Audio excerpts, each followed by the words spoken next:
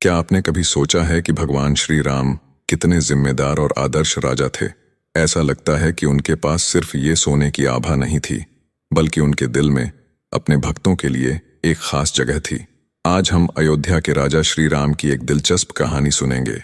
एक बार नारद मुनि वीणा बजाते हुए भगवान श्री राम के द्वार पर पहुंचे। आगे की कहानी जानने के लिए वीडियो को अंत तक देखें। नारद जी ने देखा कि द्वार पर हनुमान जी पहरा दे रहे हैं।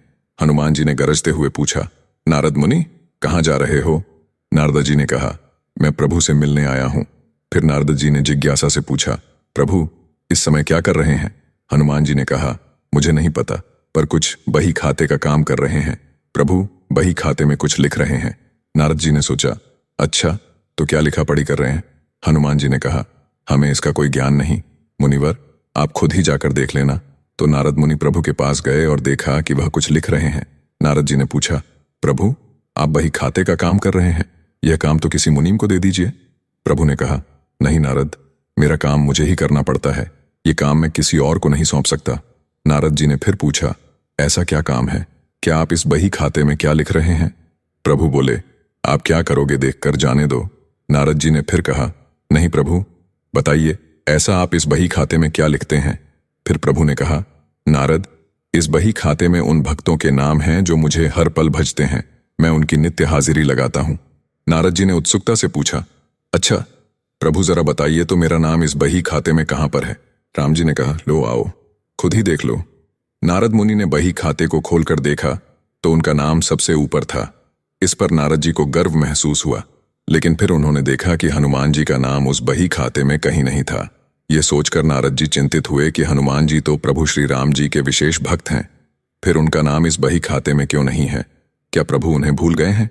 नारद मुनि हनुमान जी के पास गए और बोले, हनुमान प्रभु के बही खाते में उन सब भक्तों के नाम हैं जो नित्य प्रभु को भजते हैं, पर आपका नाम वहां कहीं नहीं है। हनुमान जी ने मुस्कुराते हुए कहा, मुनिवर होगा, आपने शायद ठीक से नहीं देखा होगा। नारद जी ने कहा, नहीं नहीं, मैंने ध्यान से देखा, पर आपका नाम कहीं नहीं था। हनुमान जी ने कहा, अच्छा कोई बात नहीं, शायद प्रभु ने मुझे इस लायक नहीं समझा होगा कि मेरा नाम उस बही खाते में लिखा जाए। पर नारद जी, प्रभु एक अन्य दैनंदिनी भी रखते हैं, उसमें भी वे नित्य कुछ लिखते हैं। नारद जी ने कहा, अच्छा? हनुमान जी ने फिर कहा, हाँ।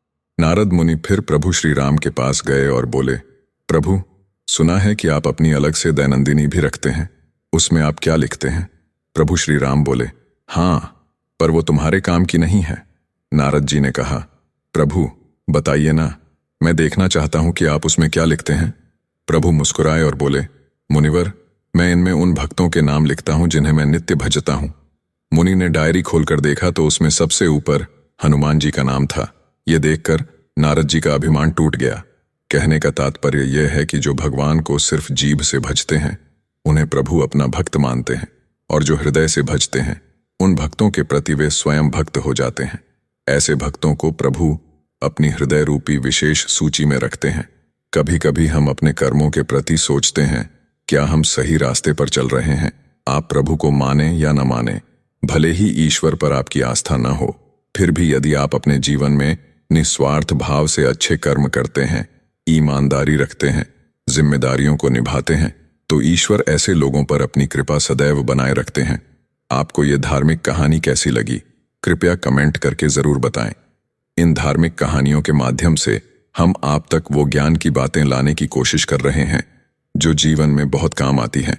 अगर आपको हमारा ये वीडियो पसंद आया हो तो लाइक और शेयर करना ना भूलें, और हमारे चैनल को सब्सक्राइब करें। आपका दिन शुभ हो। धन्यवाद।